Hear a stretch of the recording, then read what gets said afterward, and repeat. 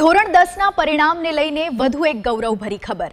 નાના વરાછા સ્થિત કૌશલ વિદ્યા ભવનનું પરિણામ શાનદાર રહ્યું। મારે 99.95 PR આવેલા છે અને 97.67% આવેલા છે।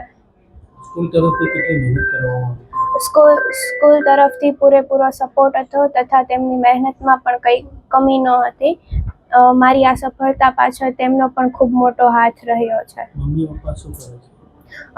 મમ્મી હાઉસવાઈફ છે અને પપ્પા એમ્બ્રોઇડરીનું કરે છે। એન્જિનિયરિંગ કરીને IITSમાં જવાનું। વર્ષ દરમિયાન સખત મહેનત કરી હતી। દિવસમાં 6 થી 7 કલાક મહેનત કરતી હતી। પરબતભાઈ ડાંગસિયા, ટ્રસ્ટી કૌશલ વિદ્યા ભવન। આજે માર્ચ 2026 ગુજરાત માધ્યમિક શાળા પરીક્ષાનું પરિણામ જાહેર થયું। રાજ્યમાંથી કુલ 7,56,392 વિદ્યાર્થીઓ પરીક્ષામાં ઉપસ્થિત રહ્યા હતા। એમાંથી 6,34,327 વિદ્યાર્થી પાસ થતા આ વર્ષનું રાજ્યનું માધ્યમિક શિક્ષણ બોર્ડનું પરિણામ 83.86% આવ્યું છે, જે ગત વર્ષના પરિણામ 83.08 કરતાં લગભગ 0.78% જેટલું વધારે છે। આ પરિણામમાં વિદ્યાર્થીઓ કરતાં વિદ્યાર્થીનીઓએ ખૂબ સારો દેખાવ કર્યો છે। વિદ્યાર્થીઓની કુલ સંખ્યાના 80% પાસ થયેલા છે અને વિદ્યાર્થીની બહેનો 88% પાસ થયેલી છે, એટલે લગભગ 8% જેટલું પરિણામ બહેનો વધારે લાવ્યા છે। સમગ્ર જિલ્લા સુરત જિલ્લાનું પરિણામની વાત કરીએ તો 86.04% છે। વરાછા કેન્દ્રનું 92.99%, એટલે લગભગ 93% પરિણામ છે। અમારી શાળા કૌશલ વિદ્યા ભવનનું પરિણામ 100% છે। કુલ 255 વિદ્યાર્થીઓ પરીક્ષામાં ઉપસ્થિત હતા, તમામ પાસ થઈ ગયેલા છે।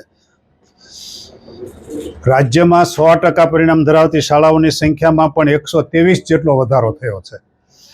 1697 વિદ્યાર્થીઓએ 100% શાળાઓએ 100% પરિણામ પ્રાપ્ત કરેલું છે અને 0% પરિણામ પ્રાપ્ત કરનારી સંખ્યા ઘટી છે। આ વખતે 39 શાળાઓ 0% પરિણામ પ્રાપ્ત કરી શકી છે, એટલે ગઈ સાલ કરતાં 6 શાળાઓ ઘટી છે।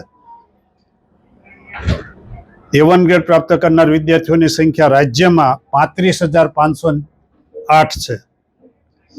A1 ગ્રેડ પ્રાપ્ત કરનાર સુરત જિલ્લામાં 6,475 છે અને અમારી શાળામાં 111 છે। 100માંથી 100 ગુણ પ્રાપ્ત કરનાર વિષયવાર વિદ્યાર્થીઓ અમારી શાળાની માહિતી આપને આપું તો 100માંથી 100 ગુણ સાયન્સમાં પ્રાપ્ત કરનાર વિદ્યાર્થીઓ 34 છે। 100માંથી 100 ગુણ સંસ્કૃતમાં પ્રાપ્ત કરનાર વિદ્યાર્થીઓની સંખ્યા 16 છે અને 100માંથી 100 ગુણ પ્રાપ્ત કરનાર સમાજ વિદ્યામાં 11 વિદ્યાર્થીઓ છે। મેથેમેટિકમાં 100માંથી 100 ગુણ પ્રાપ્ત કરનાર વિદ્યાર્થીઓની સંખ્યા 6 છે। તમામ વિદ્યાર્થીઓ જે સફળતા પ્રાપ્ત કરી છે એમને હાર્દિક શુભકામના પાઠવું છું અને જે વિદ્યાર્થીઓને પરિણામ ધાર્યા મુજબ આવ્યું નથી એમણે નિરાશ થવાની કોઈ જ જરૂર નથી।